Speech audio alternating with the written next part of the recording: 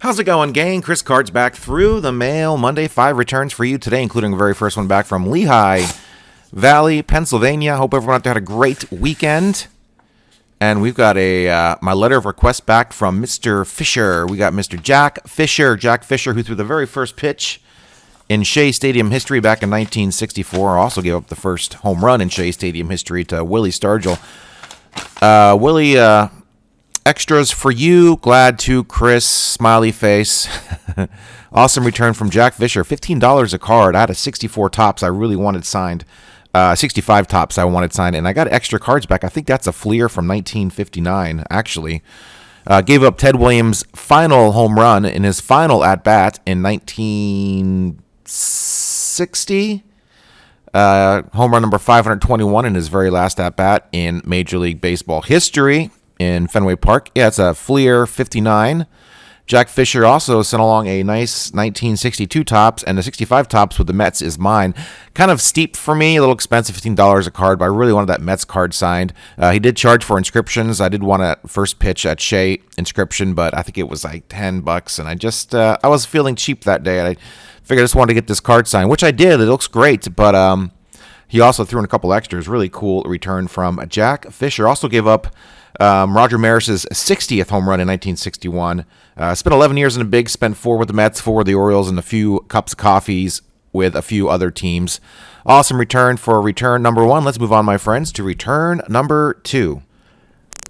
All right, gang, return number 2 is going to be a football return. That's right. We see the emoji stamp, the yes stamp on this one from Houston, Texas. That means it's a football return. I was going to hold off on this closer to football season, but I said, you know what, this was next on my pile. Let's just do it in the order I received them, and we've got, I don't even know how to any more football out, but apparently I do. When I do, I did have one out to Andre Ware, former Heisman winning quarterback for the Houston Cougars way back in 1989, 7th overall pick of the Lions back in 1990.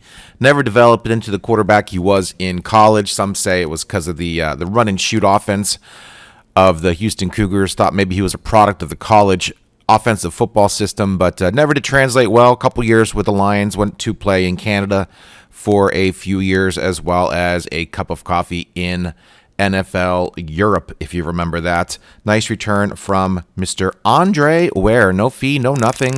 He spent most of his last 25 years as a commentator, was an analyst for the Texans for quite a while, worked for ESPN as well, probably I think still works for ESPN, but there you guys go.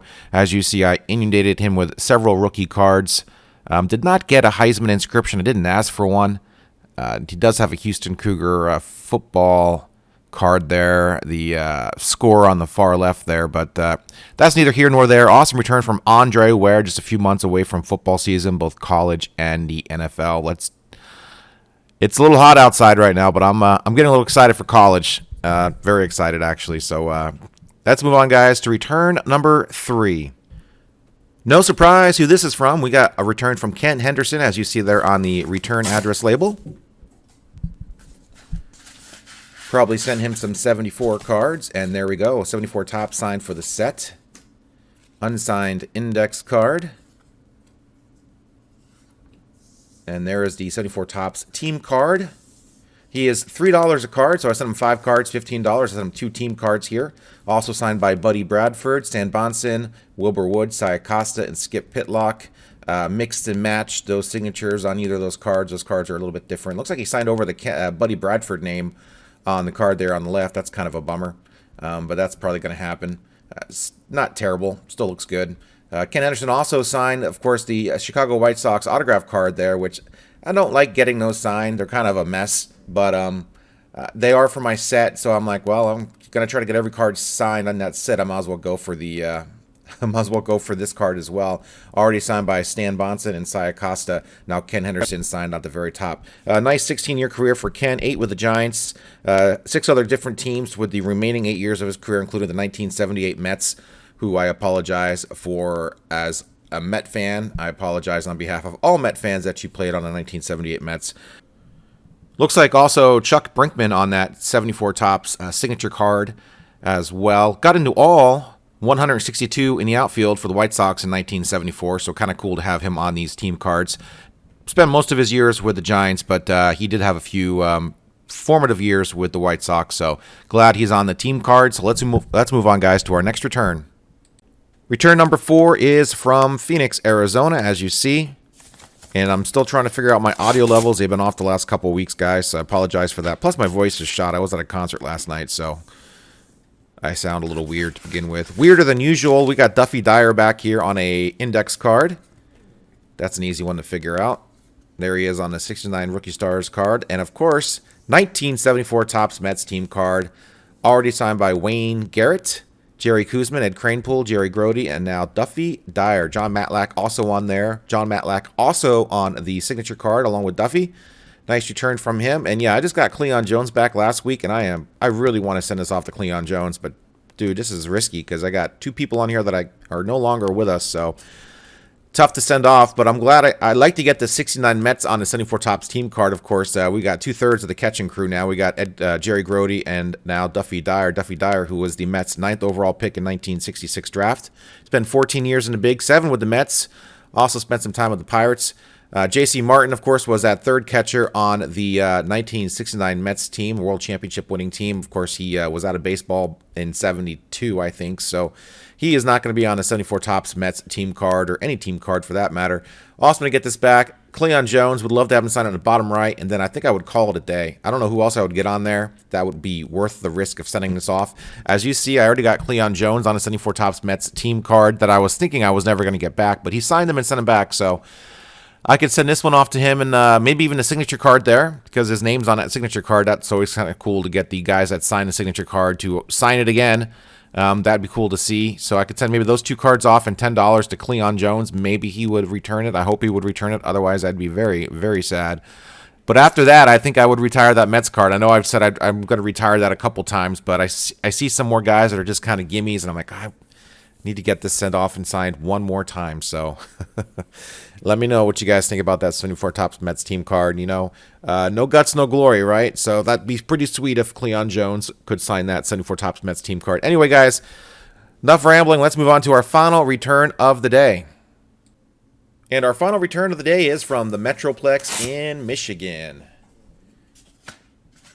And we got some answered questions, hopefully, in this envelope. Unsigned index card, and we're going to have Dick Lang. Dick Lang, who played for the California Angels. He got into 2 games in 1972, 68 more games in 73, 74, 75 before a rotator cuff injury took him out of the big leagues, basically. Dick Lang signed 74 Topps team card 1 all by himself, and the other one, Frank Tanana and Tom Egan, also on that card. Nice return from Dick Lang. Starter and a reliever during his career. How many autograph requests do you typically receive each week or month? He said 10 to 30. Do you have any pet peeves? He said, not really. I love the game and was very lucky to play in the majors. So there you guys go. Dick Lang, awesome answered questions back from him. And there you guys go, my friends. 5 returns for this week's Through the Mail Monday, and yes, it's slowing down. I've been not sending off that many this year, so I think I'm about at 145, 150 right now, which I'm usually around 200 or 300 by now, pretty easily come July, but not this year. So hopefully I'll make another push and get some more back. Dick Lang, there you guys go. There's information. Nice return from him, and put this one in the books, guys. Hope everyone out there enjoys the All-Star break. Of course, the All-Star game and the Home Run Derby and all that stuff coming up tonight. And, of course, the game tomorrow. So go National League. Always root for the National League, even though no one really seems to whether they care if they win or lose or not. This isn't the 80s anymore, unfortunately. Of course, the American League I just remember them winning literally every year. So it's always very demoralizing for me as a National League fan. But now the leagues are so similar.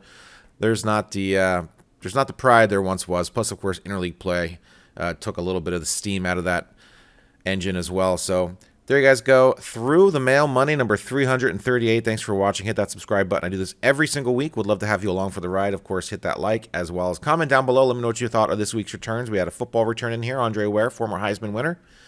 Very cool. And yeah, what else is there to say? I went to a Ned Ledoux concert last night. Really enjoyed myself. Ned Ledoux, who plays the Salem Marion County Fair pretty much every year, it seems like. So went last year. Loved his father, Chris. Saw Chris probably 5 times back in the late 90s. in Prineville, Oregon, at the Indoor Rodeo Arena, which is the only acceptable place to hold a Chris Ledoux concert. So that was awesome. I love my old-timey country, my cowboy songs and all that stuff. Don't pretty much listen to any newer country. I'm sure there's some good stuff out there. It's just kind of not worth sifting through all the bad stuff to get to the good stuff. So I try to hear about it through secondhand, but I don't hear about much. So give me some 80s and 90s country, as well as anything older than that as well. So had a great time last night at the fair, and had a good 4th of July. Forgot to put my fireworks video up last week, so I'll put it up at the end of this video, and I'll bid you all adieu. Hope everyone out there enjoyed this weekend. All sorts of stuff happening. Mets almost came back yesterday and beat the Orioles, or beat the Royals. Pretty close. Orioles and Royals, that's pretty close. Almost beat the Royals yesterday after a brief comeback, but it wasn't meant to be, unfortunately. Glad to see Sean Manaea back and healthy. Seemed to pitch pretty well. So Royals are tough, really good defensive team. So they look pretty good yesterday, all weekend. Very happy to get 2 or 3 out of them, actually. So All-Star break. I need a break. The Mets have just been having that kind of year. Seems like every All-Star break, I need a break from the Mets. So happy to have these few days off before the grind starts again with the baseball season. So that is it, my friends. Thanks for watching. See ya.